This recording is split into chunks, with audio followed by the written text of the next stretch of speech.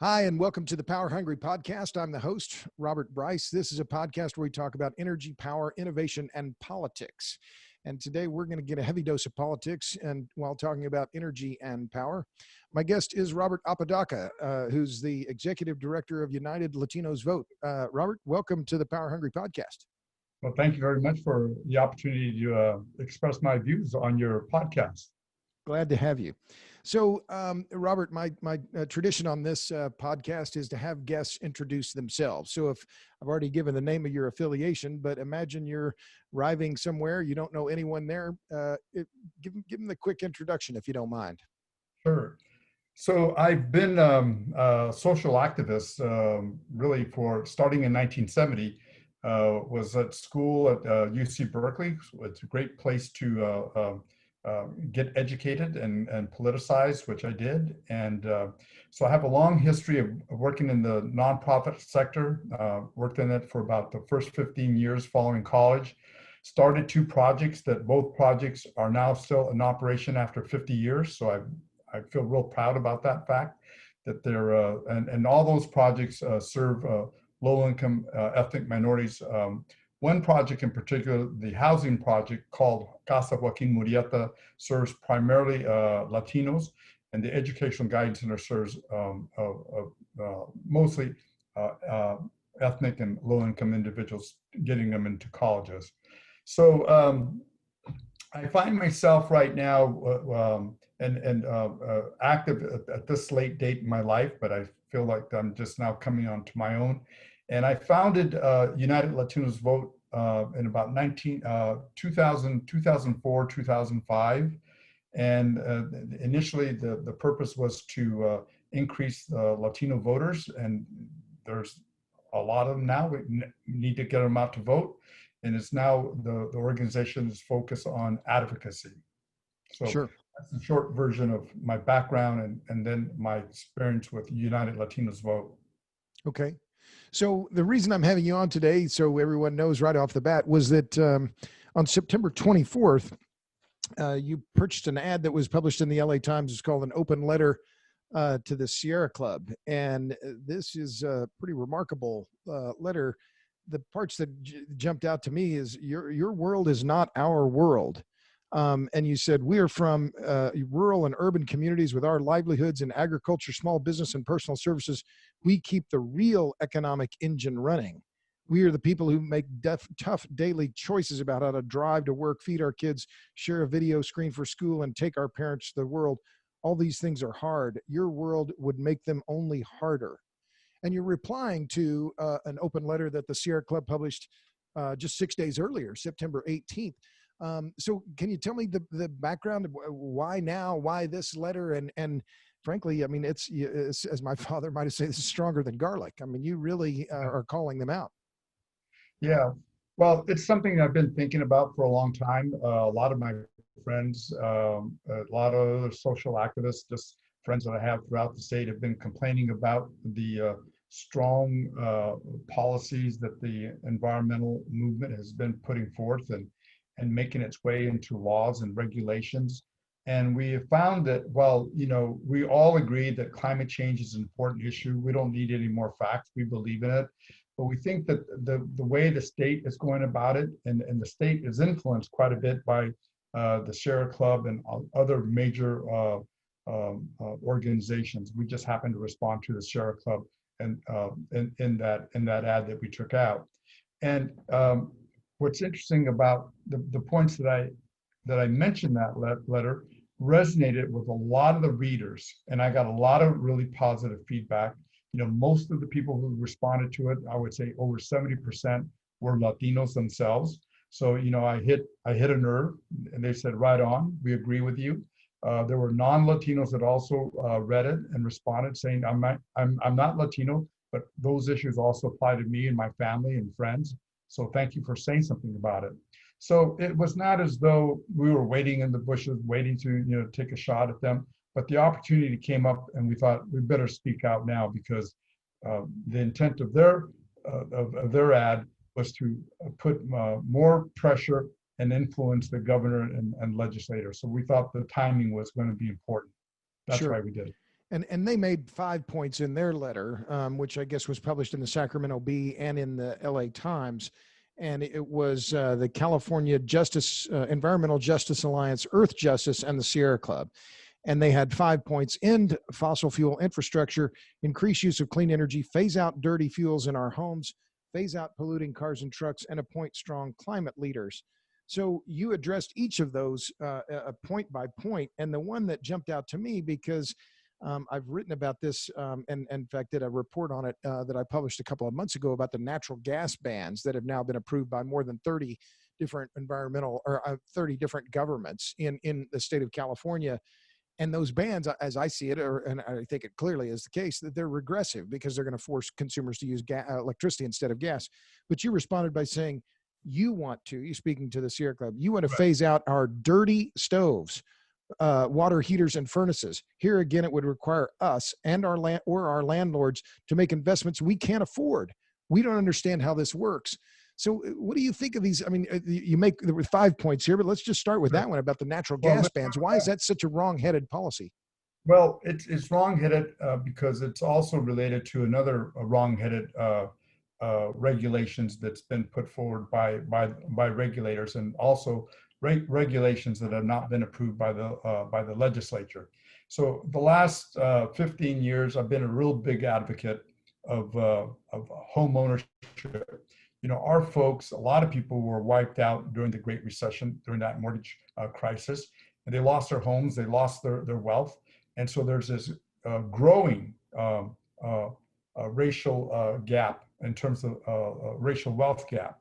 So we've been addressing this issue in Sacramento by encouraging the legislators, encouraging the governor to increase home ownership, particularly with people of color, because that, we believe, is going to be a way to not only address issues related to poverty, but it's also going to reduce the racial wealth gap. And so, in the housing, as you probably know, is more expensive than Austin, Texas, and a lot of other places around. And it's expensive here, but California is in a whole nother class. That's because a lot of Californians are moving to Austin, Texas, and believe me, I know.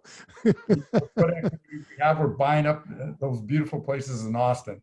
So you can blame Californians for that. You can blame Californians for exporting, a lot of things to the rest of the country. Right now, to buy a new home or to just buy any home, it's just out of the reach of a lot of people in California. Probably, I would say upwards of 70% of people cannot afford to buy a home, and it's a real problem. And then it just trickles down in terms of the higher cost of affordable housing. So if you could tie that back, how does that tie in then to the gas issue, the gas supply issue? Gas issue, because not only is it you're having to compete for a higher cost home, but then to operating it. I mean, there's the operating cost of housing, and and then of course it's a big issue. So when I first learned, and I just learned about this about a year ago. I was told by some friends who operate community development corporations of the intentions of this, and so I went to a meeting of the California Public Utilities Commission. I went there last October at the meeting in Los Angeles, and the commission denied that they had any plans to do that. And they said, "We don't know where you're getting that information, but we're here to take your testimony." And then, of course, we found 6 months later that the California Public Utilities Commission is now collaborating with other state agencies to ban natural gas. Now, the banning of natural gas has already taken place in other cities in Northern California. And when I learned about the details and plans to do this in other parts of the state, that's when I really got angry and decided to do something about that. Well, and it's clear that the Sierra Club has been, along with Rocky Mountain Institute, has been one of the main groups that are pushing for these bans on natural gas.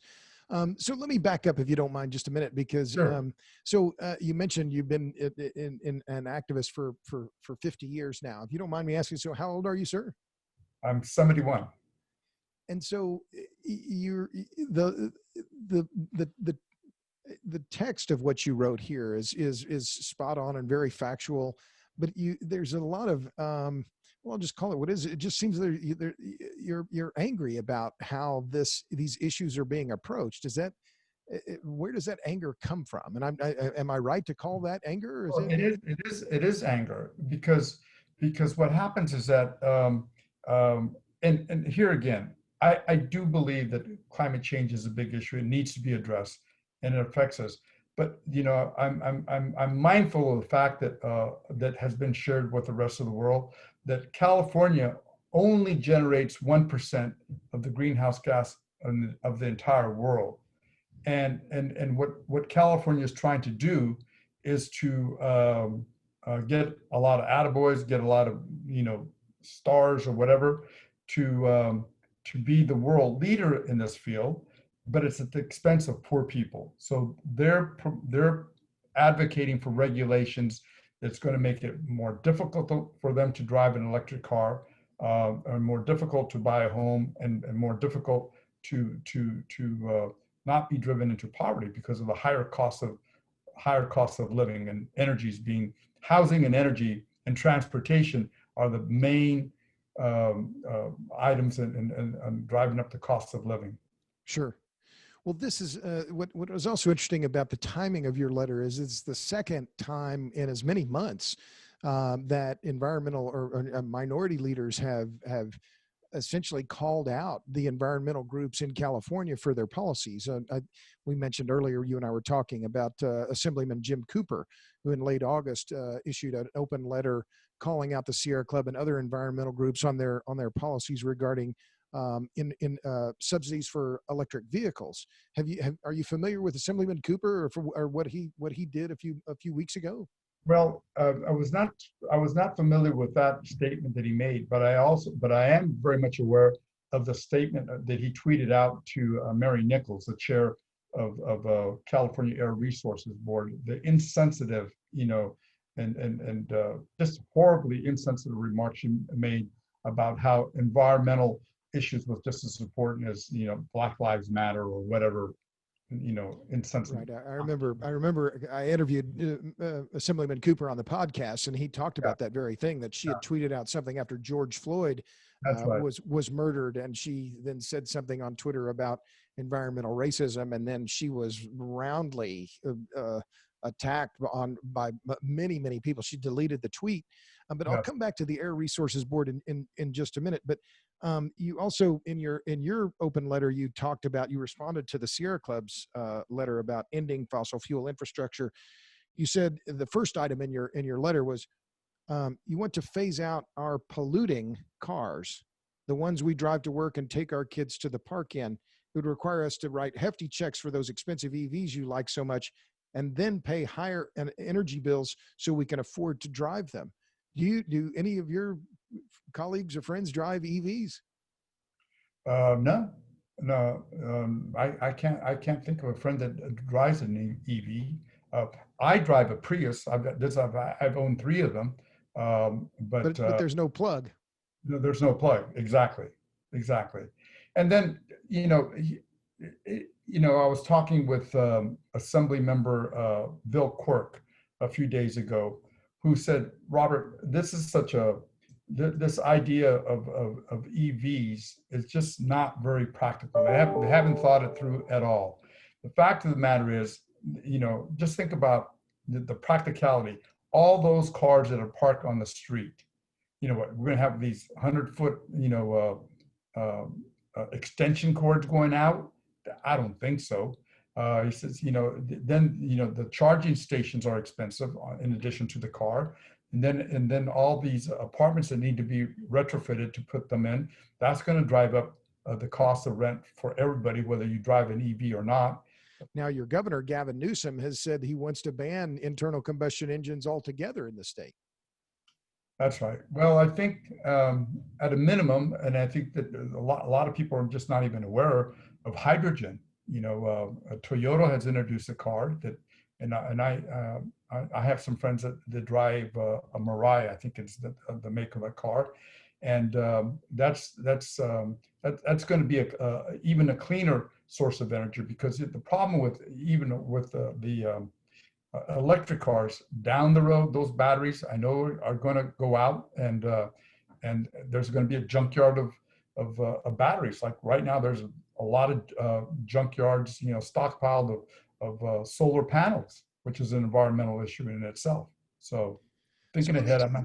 sure, sure. So let me interrupt you because, what's interesting, and I talked to Assemblyman Cooper about this, and, I don't identify with either political party, a Republican, Democrat. I'm just disgusted, right? I'm a centrist. How do you describe your politics? You're born and raised in California? A lifetime Democrat. My family's a lifetime Democrat, and my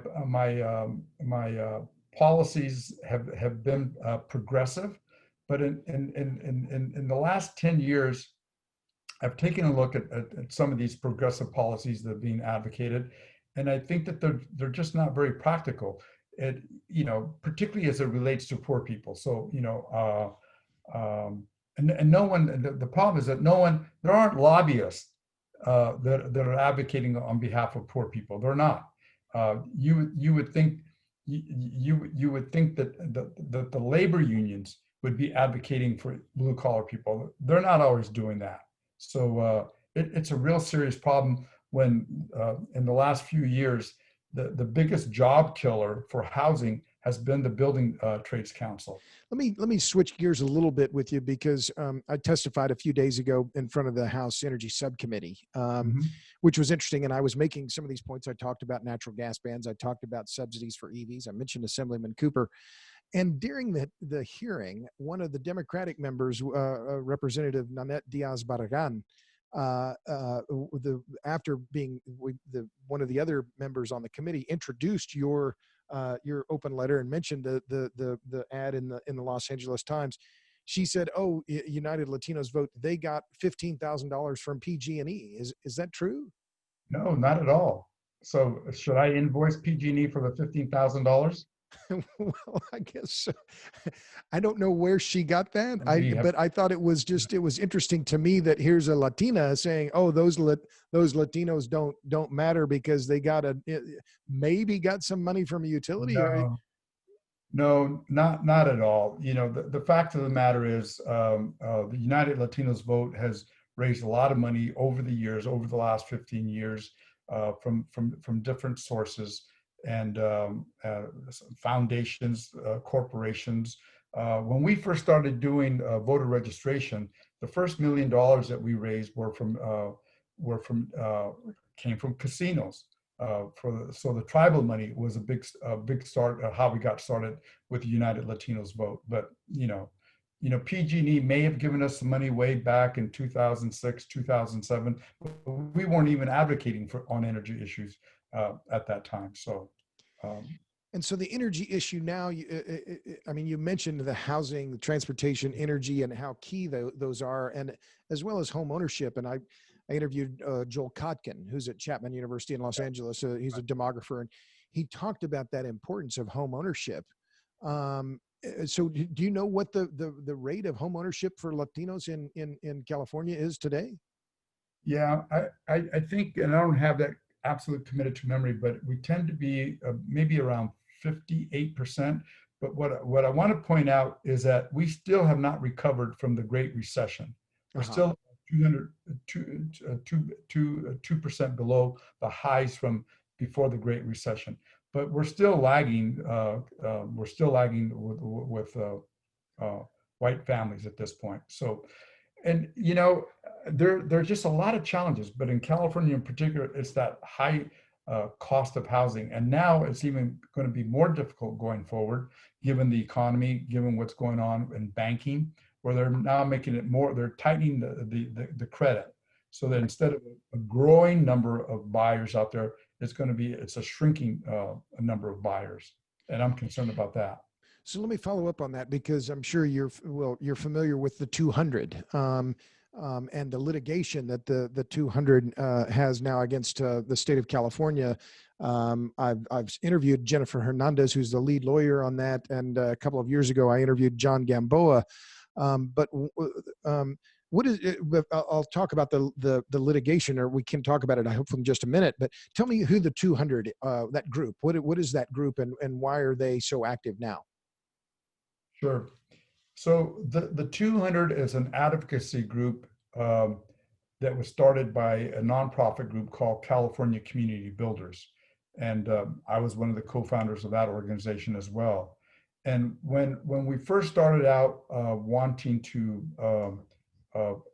address the affordability issue, we decided that we wanted to build either condominiums or townhomes. We wanted to build a for sale product because we thought our communities deserve something more than just a rental unit.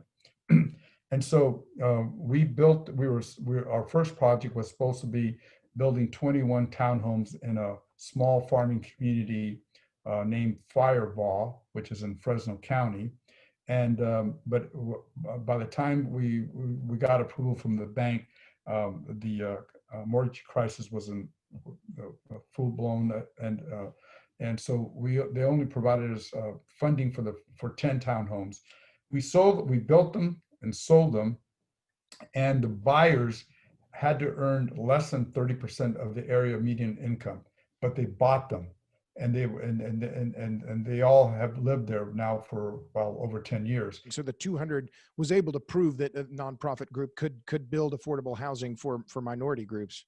That's right. But then we also proved that poor people can buy a home.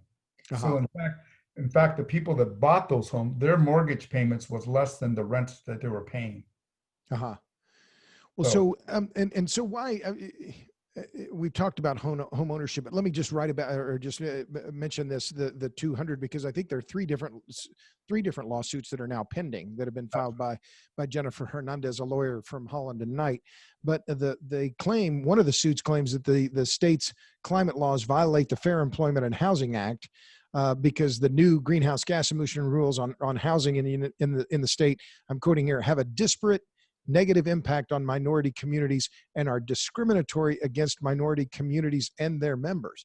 I mean, this is a broadside against kind of a whole range of policies in the state, isn't it? Yeah. So this new regulation that just took effect on July 1st of 2020, it's commonly referred to as VMT, vehicle miles traveled. And what that does is that for any homes that are built out in the suburbs, and let's face it, that's where the land is, and that's where it's being built. Sure. So in San Bernardino County, our lawsuit was filed, and there in San Bernardino County. Well, we retained an economist to figure out what the mitigation costs are going to be. So the regulation states that each household should not drive more than 1/10 of a mile. So basically, cars are being banned. And so what happens is that the developer now has to purchase in advance bus passes or rail passes, whatever, has to buy those in advance and for 25 years. And so then that investment that the developer has to make is passed on to the buyer. So if you thought you were going to buy a 3-bedroom, 2-bath in San Bernardino County, well, that house is now going to be $950,000. So it's going to be more expensive because of really, it's a restriction on transportation, isn't it? Right. I mean, is that a fair way to? Because I followed the VMT thing, and it seems almost. Well, it is incredible to me. I live in Texas, of course, but I mean, people drive here as a matter of habit. But the regulation is essentially telling future home buyers in California, you're not able to. You can't drive. You're not supposed to drive. Yeah, you're not supposed to drive to work. You're not supposed to drive to get groceries. You're not supposed to drive to take your children to the doctors. You're supposed to use your bike. You're supposed to walk. That's just not very practical. Well, and was this implemented by CARB? Well, I'm sorry, say again, please.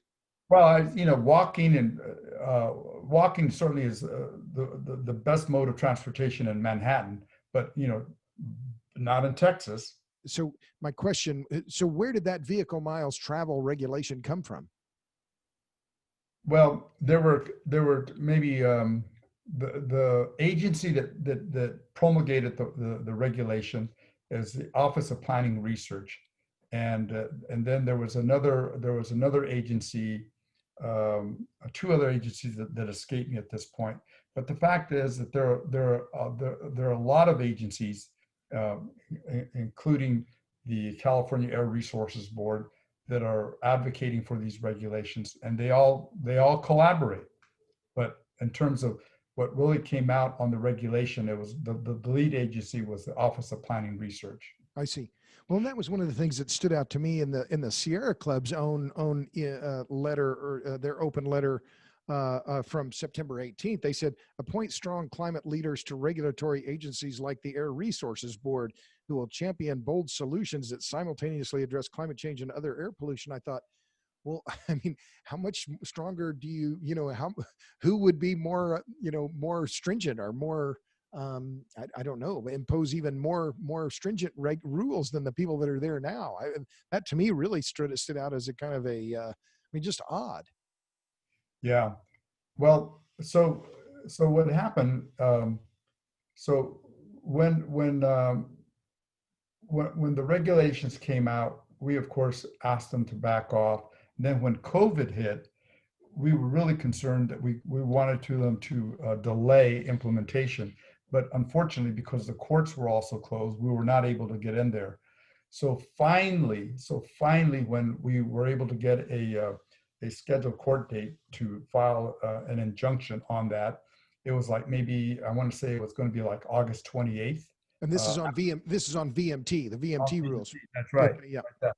Then when we thought we'd be able to go before a judge to ask for a delay on this, unfortunately, the defendants requested a change of venue, and the judge granted it to them. So now the court's going to be tried in Sacramento, and so by changing the venue, the scheduled date for the hearing, the injunction hearing, has been delayed. That has not been set. So then what we did, so then there were about 20 legislators that signed a letter that was authored by Senator Ana Caballero, and she got about 20 assembly members and senators to sign a letter and send it to the governor, asking him to delay implementation of this regulation, and he ignored it. We organized a campaign and sent him, nearly 1,000 letters to the governor's office, and he has ignored us. And so, and that VMT, just to be clear, that was never implemented by the legislature. That was done by regulators, by bureaucrats. Right. That's right. Yeah, the regulators did try to get approval from the legislature some years ago on that concept, and it was voted down.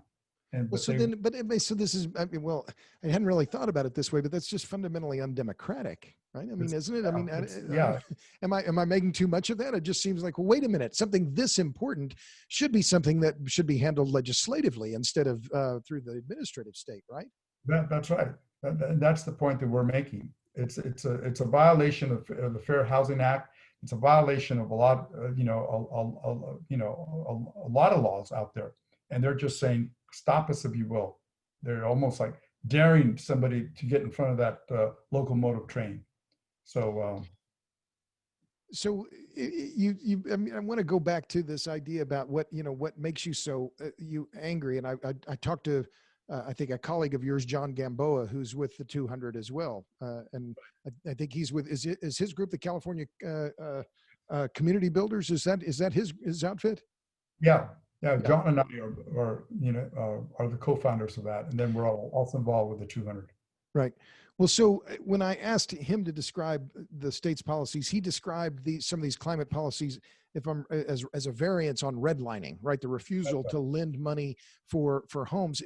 How would you describe it? Is this climate redlining? How do you typify what's happening? Well, I don't know if I would go as far as saying climate redlining, but it's clearly there's many forms of redlining right now in California, which is, we've been addressing them. Probably the one law that is a great example of redlining is CEQA, the California Environmental Quality Act, because that is a regulation, that is a law that has mostly been abused by environmental groups and the building trades group to prevent more housing from being built. That's right. Exactly. And Gamboa also said that, and I'll just ask you to respond to this. And I know he's a friend of yours, but he said that the history of the environmental movement is that they care more about spotted owls than brown babies. I mean, that's pretty That's harsh. that's very harsh, and that's a great line he uses quite frequently. Um, so what happens is that, Do you agree with that? oh, absolutely, I agree with that. And what happens is that is that and we'll take responsibility for not being able to frame our issue in such a way that people can readily understand what we're saying and elevate it to the elevate home ownership to the same level as climate control. And uh, so what happens As climate change. it is climate, yeah. So So what, I'm sorry to interrupt, but so you're saying that because I think you're making an interesting point, and I'm just trying to want to make it bring a finer point to it. So you're saying that your little self-criticism here that you haven't been able to formulate a message that is resonating. Was that am I yeah, fair? exactly.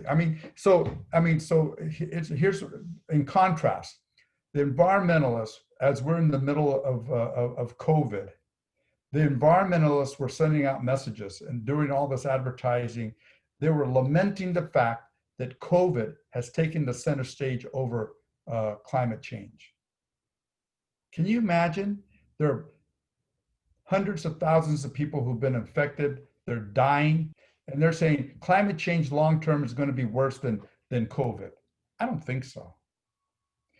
So we have not been as dramatic, but we have not been able to convince the legislators and environmentalists that home ownership is part of the California dream. Everybody has a right to own a home, and and then what the state's been doing, and they're not even doing a good job of building enough affordable housing, and even And is the less. home and the home ownership is key because well, I talked about this with Joel Kotkin, but he put it this way, and I'm just curious if you agree with it. He said, "Look, if you own a home, then you have a stake, right? Then it Yeah. gives you a reason to care. How do you see it? Why is home ownership so important?" Well, in contrast to living in overcrowded apartments and living out in the street, I mean, home ownership, particularly for children, just think about that. They're in a secure environment. It's a healthier environment. It's a comfort. I mean, so these home ownership means that they're going to be in other neighborhoods where there's going to be a lot more resources available. There's going to be grocery stores that have a lot of healthy food, and it's going to hopefully be a crime-free neighborhood as well. So home ownership is just so fundamental, to American life and to the California dream. So one of the things John Gamboa and I talked about, he said communities of color are the collateral damage in the war on climate change. Again, that's pretty harsh. But the litigation that the 200 has filed is really underscoring that kind of point. I mean, how do you see this in terms of and what do you see as the end point here? What's your relief besides the injunction on the VMT? What's the best way forward then? Well, I think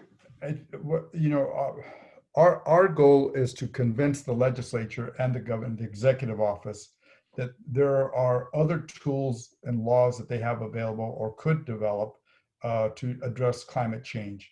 And I mean, the fact of the matter is that all these forest fires that we've been experiencing, that's devastated. Last count I heard last week was over 4 million acres of land, loss of a lot of homes. Surprisingly, the death toll has not been that high, but all those fires, and we're just now entering into the official fire season, all those fires are generating a lot more greenhouse gas than these older cars out there. And so that's a known fact. And then the other thing that's disturbing about some of these laws that the regulators are proposing in terms of banning natural gas, those same regulators are also in favor of banning renewable natural gas. And the way you develop renewable natural gas is from biomass. It could be from wood chips, it could be from food, it can be from cow manure. There are a lot of it, and that's what's generating a lot of the greenhouse gas. And there's a way, it's an economical way to develop that natural gas and use. But they're opposed to that. So there's just a lot of hypocrisy. So I don't want to make this an advertisement for BP or the hydrocarbons, but I mean, how do you see it? I mean, is it feasible that that California or any other state could just run solely on renewables? How do you see that question? Robert, you kind of went out on me. You said, Okay, sure. I'll repeat it. So what about the future of renewables? I mean, the state has these lofty goals for renewables. Uh, I have my own opinion on them, but is it possible for particularly lower middle income consumers to manage their daily lives without hydrocarbons, without coal, without oil and natural gas? Is that reasonable? I don't think it's reasonable given their finances. So therefore, I don't expect the government to subsidize all the poor people with their new homes or new electric cars. But we need to start thinking about, and I've been advocating for this here in the last couple of weeks, and that is there should be a mitigation fund to pay for the electric cars and to pay for renovating their homes and getting rid of natural gas. So basically what I'm saying is that let's put some dollar figures to what the cost will be to achieve these goals. And let's have a very candid conversation about that. Sure. So you said also, I mean, speaking about the transportation thing, which I think is really fundamental, because you mentioned before we started recording that many minorities that they don't have a choice but to drive long distances. And in your open letter on September 24th in the Los Angeles Times, and by the way, talking to Robert Apodaca, the executive director of United Latinos Vote, you said, let's not wink and nod here. And then in boldface, you said, you know perfectly well that the tens of millions of drivers in California who drove hundreds of billions of miles in 2018, mostly to get to work, are not able to suddenly stop driving. So, I mean, you're making this key point. We're referring back to the vehicle miles traveled thing, but that mobility is fundamental to livelihoods for pretty much everybody. Yeah, it's fundamental to livelihood, and the fact of the matter is that a lot of these individuals, they've been driven away from job centers. They cannot afford to live in downtown Los Angeles or nearby. Therefore, they have to go out to San Bernardino or further out just to have a home, a safe place for their family. And as I recall, I'm sorry to interrupt, but that was one of the key points that Jennifer Hernandez made in one of her lawsuits, was that the cost of home ownership was a direct function of distance from city centers, right? So that if you're of limited means, you don't have a choice but to live further out of town. That's right. And what the crazy thing now is that because the saying was you have to drive till you can afford the home, right? But now with the VMT law, that price just went up by 400,000. Is that the right number? The $400,000? That's the right number if you're living in San Bernardino. That they calculated what the mitigation cost is going to be. So that is a hefty number. I mean, you could buy a very nice home in many parts of Texas for 400,000. Here, that's just going to be a mitigation cost added to the cost of a new house in California. Wow. Well, I'd never heard that line. It makes sense though. You have to drive until you can afford the home. Right. Yeah. So yeah, that's great. Yeah. So then what was not stated is that then that forces them to drive, perhaps pollute, but also that's increasing the cost of living for that particular family. I mean, driving is very expensive. So it just doesn't make sense. A lot of it just doesn't make sense. So are all of these climate policies regressive? I see them mostly as regressive. Absolutely. Is it intentional? Well, it makes you wonder because when these regulators are presented with studies, I'm sure they talk about, well, what are going to be the consequences? I mean, they're going to say, if we do X, what's going to happen? I gotta believe, and we're finding through our second lawsuit, a Public Records Act lawsuit, that in fact they're giving us a lot of documents that said that state, in fact, they knew what they were doing and still pushed ahead anyway. The That the regulator. state regulators knew that Yeah, there was going to be a deleterious impact on low and middle income people, and they pushed that's right. forward anyway. That's right. So let me ask you a question I put to Assemblyman Cooper. Is this about race or is it about class? Well, I would like to think of it as class because it's just not, blacks and browns that are being affected by this. There are a lot of other poor people. It just happens that, the vast majority of people who are poor are ethnic.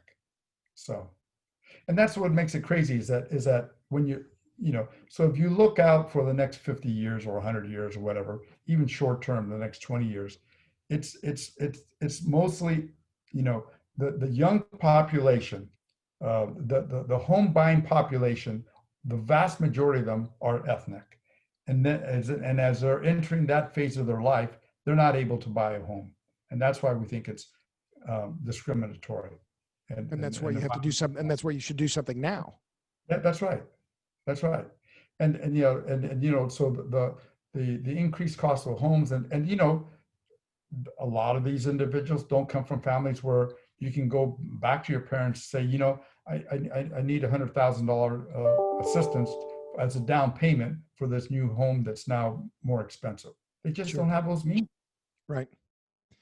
Well, so let me just ask you a few more things then. So, what should the states? And again, I'm talking to Robert Apodaca from United Latinos Vote, who wrote I would call it a scathing open letter to the Sierra Club on September 24th.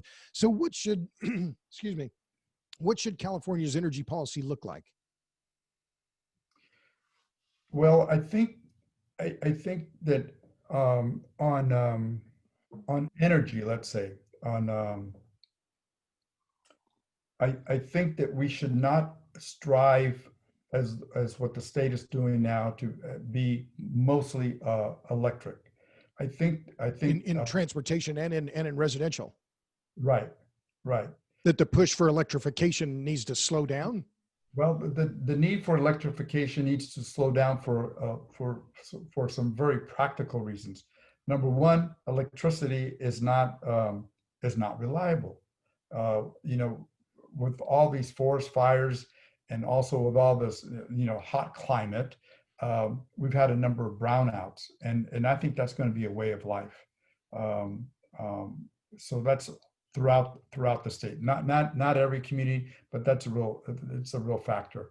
And then what people don't realize is that, okay, you have these brownouts, and it also affects the security for a lot of people, because what happens is in some cases the cell phone towers are not working. So there's alternatives to that, which could be there's cell fuel generators that they could and the primary source of providing electricity could either be hydrogen or natural gas. That then natural gas is converted into hydrogen, and Sure. that's electricity. So we have to look at that. So the fact is that we have to have a more balanced source of energy for California. More balanced energy policy overall Yeah, that doesn't just preclude the use of hydrocarbons. that's right. Yeah. So what's the future for California? What's your hometown? Were you born in Oakland, or is that your home where you're from? Well, I'm originally from Las Cruces, New Mexico. Oh, And okay. so, but my primary residence is in Oakland, California. It's, I think California is moving in the direction of a lot of families moving out of California, and it's Yep. just not poor people. I, I, I, I personally know of families who had a household income of say between 150 and 200,000, and they moved out. They moved back to Minnesota. So it's really, I mean, the fact of the matter is that California has the highest poverty rate in the country. There are two Californias, three Californias, and so it's a lot of the people on the coast that have, as Jennifer refers to them, they're part of the keyboard economy. They can afford to stay home and to remain safe from COVID, and make a lot of money. But for people who, no one's really talking about the farm workers. No one's talking about all the people in the agricultural business. And that's really, I mean, that really gets me going, because the fact of the matter is,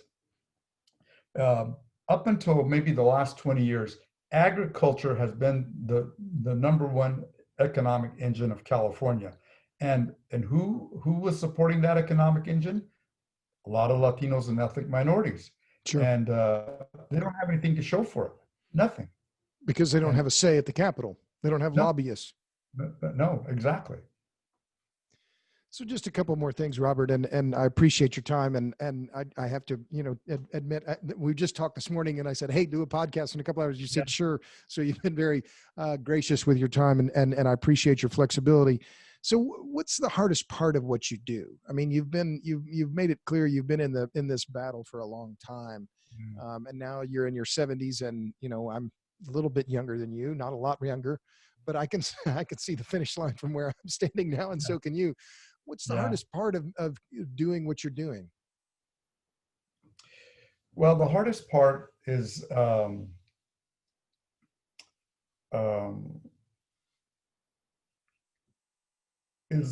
really making a case, and making our case relevant to energize people to take action.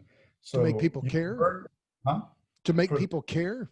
Yeah, to make people care, exactly. We're a divided nation, we're a divided state, and everybody really needs to understand we're all in this together.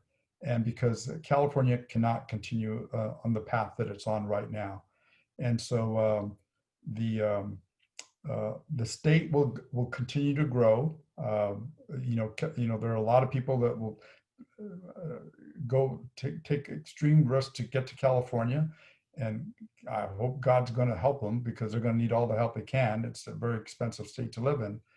But so the biggest challenge that we face is at the state capitol, because we don't have lobbyists making the case for us, and we're there's a lot of people there, a lot of lobbyists there, and so I think we need to do a better job of describing in graphic details what the impact is going to have on all these poor families, and to remind some of these legislators who came from poor families, remind them of who they really represent. They have to represent their constituency and not represent, the bills that are being advocated by lobbyists. And one of the youngest, newest legislator that is a remarkable individual, that's Assemblymember Robert Rivas, who recently, in testifying before on his bill, he was challenged by the Building Trades Council, and he said, I want you folks to know that I'm a third generation union member. My grandfather was a member of the Farm Workers Union. My father was a member of the Farm Workers Union. I was a member, and I've been a member of two other unions. And he just basically just stood them down. Unfortunately, his bill did not make it to the next level because the Building Trades Council killed it at the next level, at the next committee. So let me ask you, because you said California is a divided state, but it's really a one-party state. Is the divide? I'll ask a provocative question. Is it the divide between the haves and the have-nots? Yeah. It's the divide between the rich and the poor in California. That's right. And that division is just getting wider. So it's the coastal Californians. That's right. versus the inland Californians. Right. Yeah. You know, exactly. So two last things, if you don't mind. So, what are you reading? I mean, I suddenly lately I've been reading more books. Who do you read? Who are the writers that either in books or journalism? Who do you like to read? Who inspires you when you're doing reading? Well, a lot of not any books in particular just recently, but I do a lot of reading of newspapers. I read The Economist, almost cover to cover. Sure. But uh, but that's a good point. I need to do more of that reading. Well, I'm not trying to call you out here. I'm not trying to. Oh, yeah, exactly. But that's a luxury that I don't have at the moment. Yeah, and fair enough. And it is often a luxury. Well, so last, and this is something that, because it's a question that I like to ask as well. So, we've talked about a lot of issues and a lot of challenging ones, and ones that can be dispiriting. What gives you hope? I think what gives me hope is that this younger generation is really concerned about the country and really concerned about California. And I'm hopeful that more journalists, in particular, I'm hopeful more leaders tell the full story. As I was interviewed yesterday by Sammy Roth from the LA Times, and I said, Sammy, when are you going to start reporting what the costs of these policies are? He said, because they're not going to be free. And I think for the public to have the opportunity to discuss these policies, they need to have all the facts, and they don't have that. So I think it's the role of journalists, minimally, to put some numbers to those policies, and so people can say, whoa, are we ready for that? How am I going to afford that? I like the idea, but I just don't have the money. So we need more transparency. Absolutely, more transparency. Good. Well, I will end it there. Any other thoughts, Robert, before we stop here? It's been a great conversation. I appreciate your time. Any last parting thoughts before we sign off here? No, I really appreciate what you're doing. It's wonderful, and podcast has become almost everybody has a podcast. Everybody has a website, and now a podcast, and I mean it's leaving webinars in the dust. So thank you for using this new medium to get the word out. No, I'm happy to do it. Again, Robert Apodaca, from the executive director of United Latinos Vote. Oh, we forgot. So if you want to follow Robert's work, go to unitedlatinosvote.org. That website is open and available. You can find the open letter to the Sierra Club from September 24th. That was published in the Los Angeles Times just a few days ago, so you can read it all there. Robert, again, thanks for joining me. Thanks to all of you for tuning into the Power Hungry podcast. If you dig what I'm doing here, by all means, go to ratethispodcast.com/Power Hungry and give us 14, 17, 32 stars, whatever you deem appropriate. But thanks again for listening. I will sign off here. This has been the Power Hungry podcast. I'll see you next time. Thank you very much.